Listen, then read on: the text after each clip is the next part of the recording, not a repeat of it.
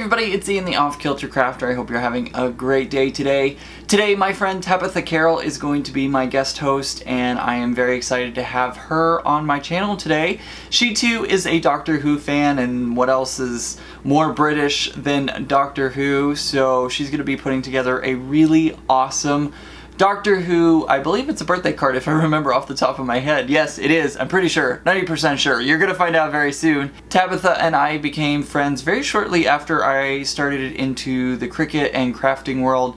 So I'm super excited and very thankful she is helping me out with this week's video. So make sure to give her lots of love down in the comments below, and make sure to go check out her blog and YouTube channel and all sorts of things. All of those are going to be listed down in the description below. All right, let's go check it out.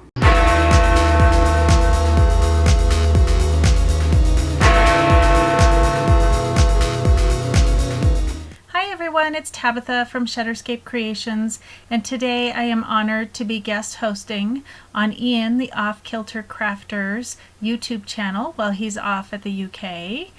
The card I bring to you today is a TARDIS trifold shaker card with a ink blended galaxy background.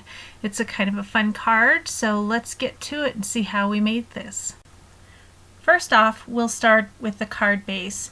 The card is a 5x7 finished card, so the two pieces that make up the trifold card base are 10 by 7, and one card is going to be solid. That's where our ink blended background is going to be, and the other one is going to be where our shaker window is.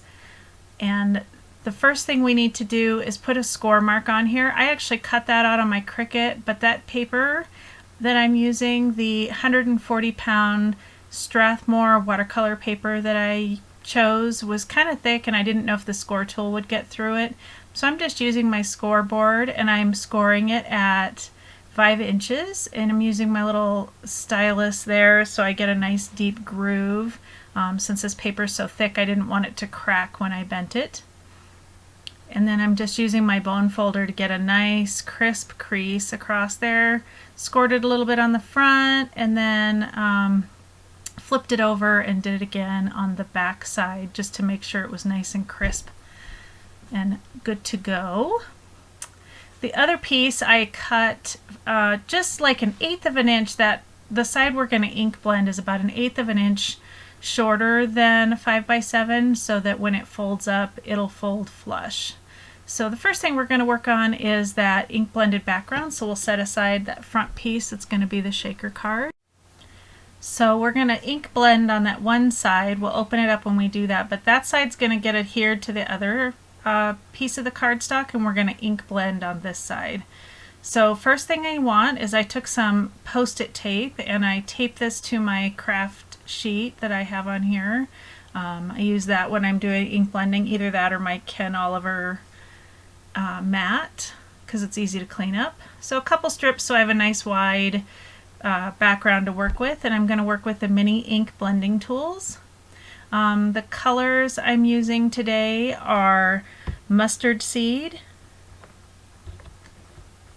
and then I'm using picked raspberry for my pink, and a wilted violet, salty ocean, and then chipped sapphire for my larger or darker color, and then black soot. I don't have in a mini, so I have that one in a full-size tool. So first things first, I store my ink blending pads underneath the minis, and I'm just kind of, blending on some nice bright splotches of yellow where I want it to be bright. I picked some brighter colors than my test piece that I had done because I really wanted it to be more bright. So now I'm just blending the picked raspberry next to it. Not really any rhyme or reason to how I'm doing it.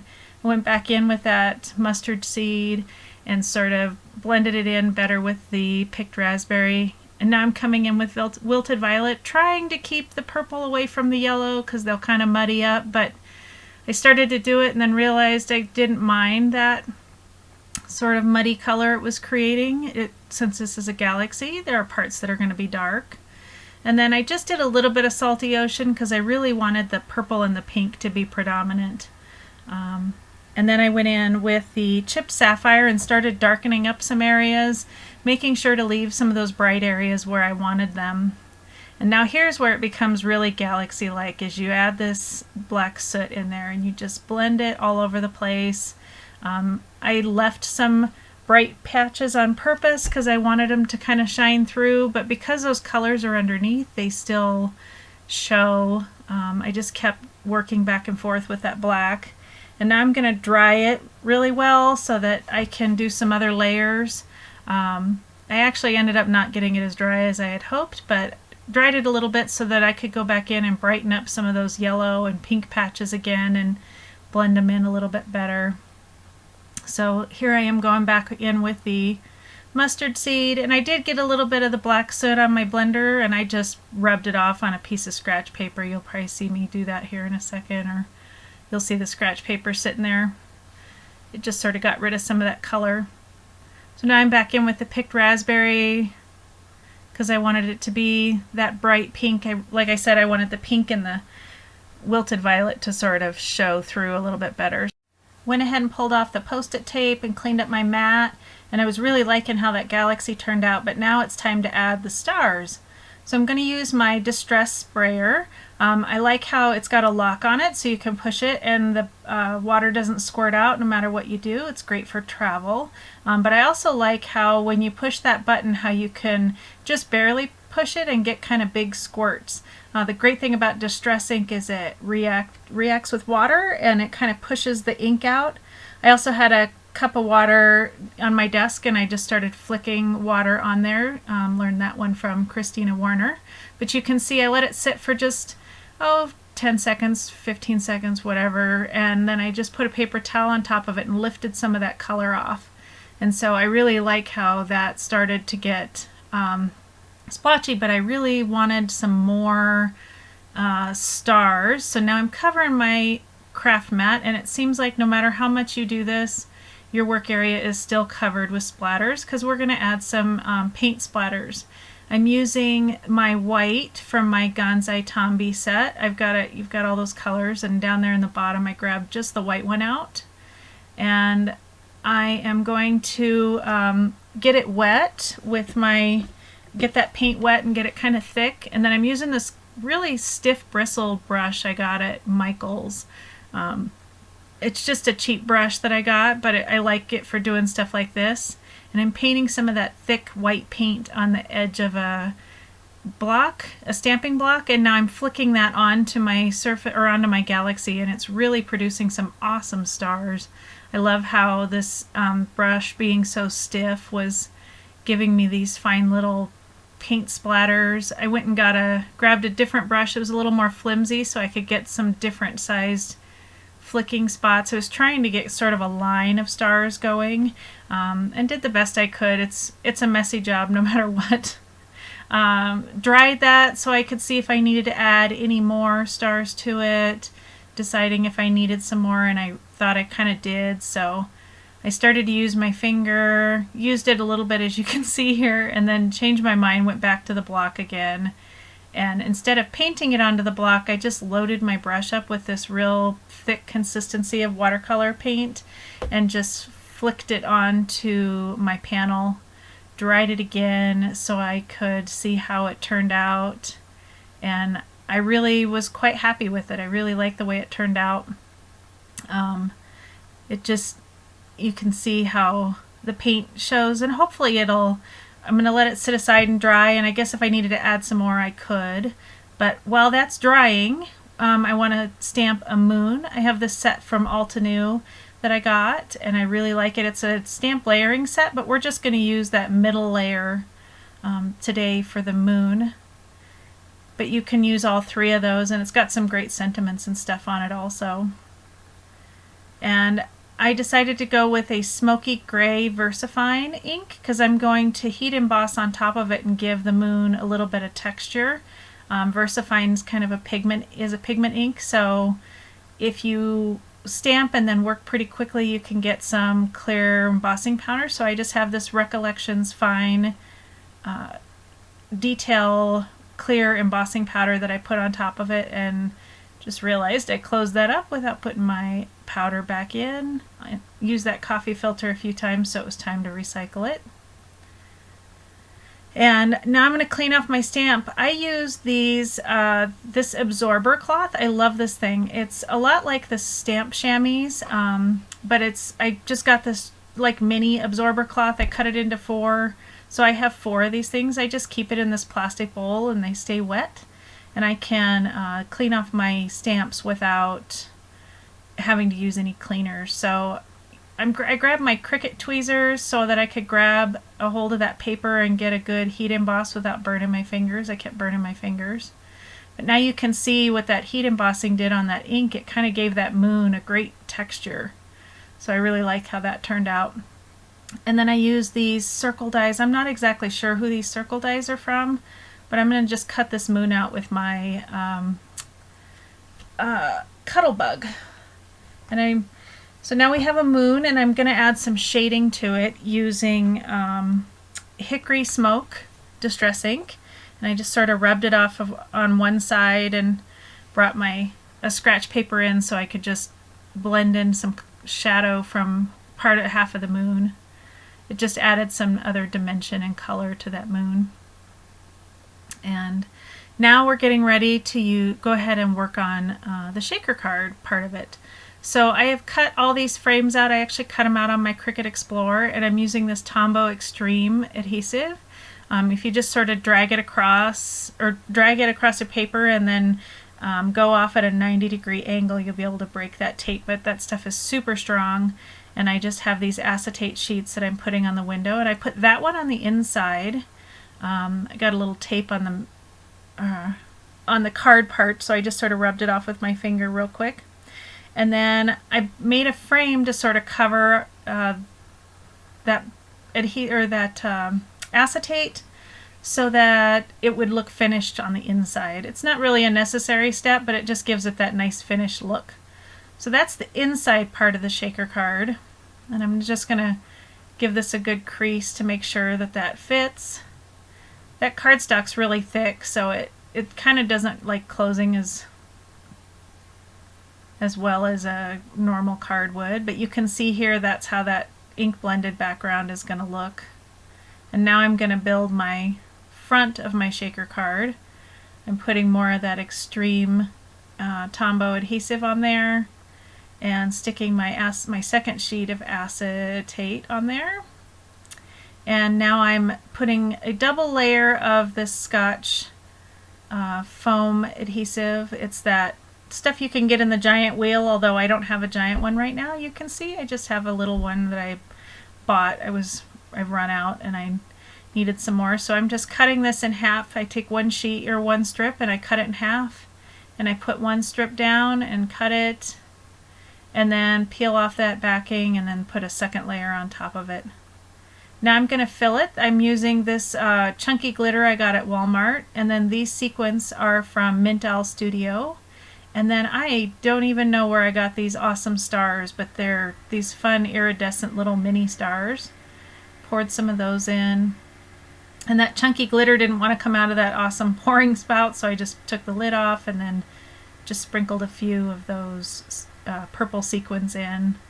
And now I'm going to very, very carefully remove that adhesive. I don't want any of my shaker bits to get stuck to my tape. And I brought my card to that shaker, and now I have this fun see-through shaker window.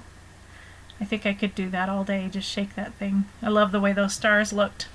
So I had adhered that moon down, and it was starting to come up a little bit, so I just put a couple stamp blocks on top of it while I assembled my TARDIS, just to sort of put some weight down and help it stick. So I took my Spectrum Noir sparkle pen, and I wanted to make the window part and the top of the TARDIS, the light on the top of the TARDIS, sparkly underneath. So I just rubbed it onto that gray paper that I had until it was sparkly, and then that way it gives it a nice added touch underneath it.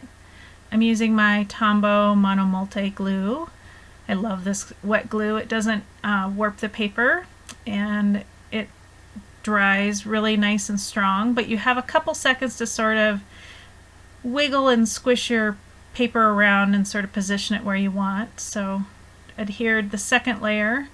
I should say this SVG that I used for this is from Pretty Paper, Pretty Ribbons, and I'll have a link down below for that. It has all these great layers, and sometimes I take the time to shadow and ink blend each of these pieces and give them some dimension. I showed you there some of the splattered paint from my galaxy background ended up on my TARDIS pieces. But I have time. When I have time, I go ahead and shadow or add some dimension to this with some ink. But this one was so small that I just decided to go with it without the extra ink blending. But that does add some nice dimension. To adhere this frame, I decided to use multimedia matte glue.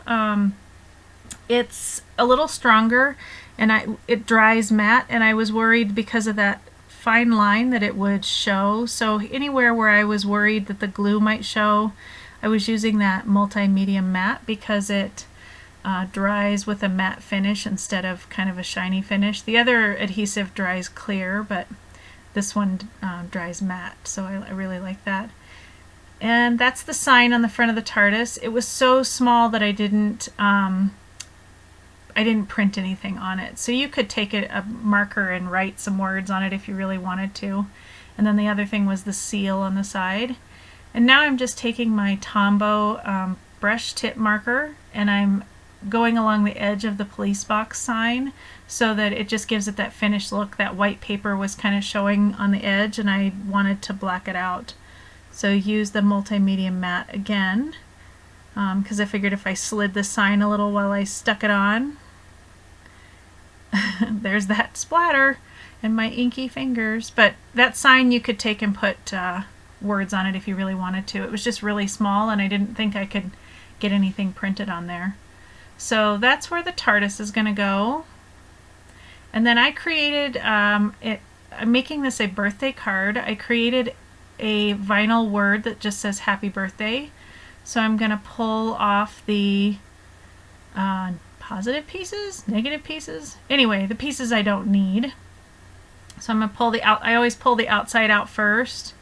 And then I'm going to pick all the centers of the happy birthday. And there was a little piece that flicked over on top of my card. So pulling all those out with my Cricut pick. I really love using vinyl for sentiments because it makes it easier to stick them on than when you use cardstock. And I have this adhesive transfer tape. I'm not sure where I got this. I think it was from Joann's.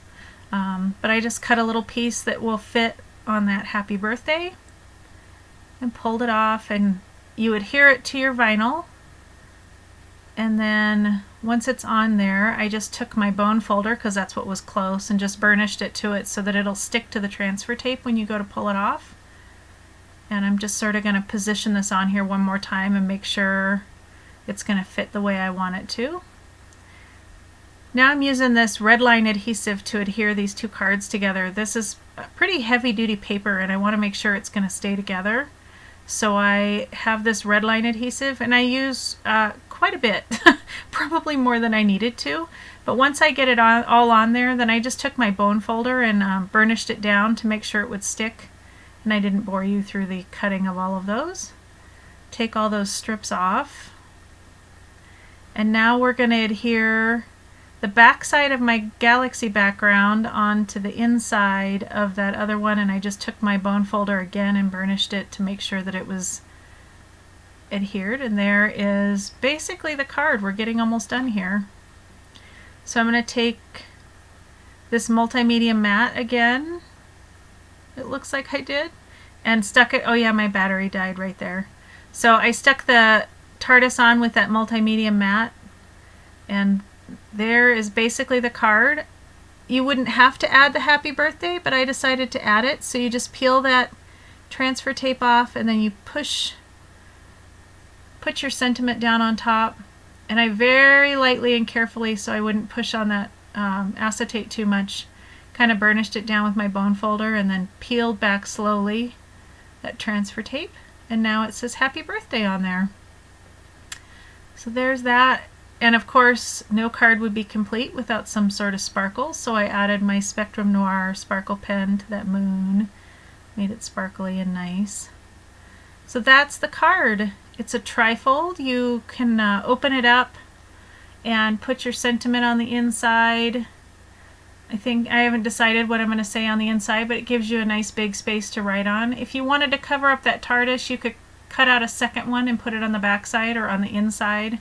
Or cut out just a solid blue one so that you couldn't see it, but I think I like it just the way it is. And I love those little sparkly stars. So that's my card. Thank you very much, Ian, for allowing me to guest host on your YouTube channel, and I hope you are having fun. We'll talk to you guys later. Have a great day. Happy crafting.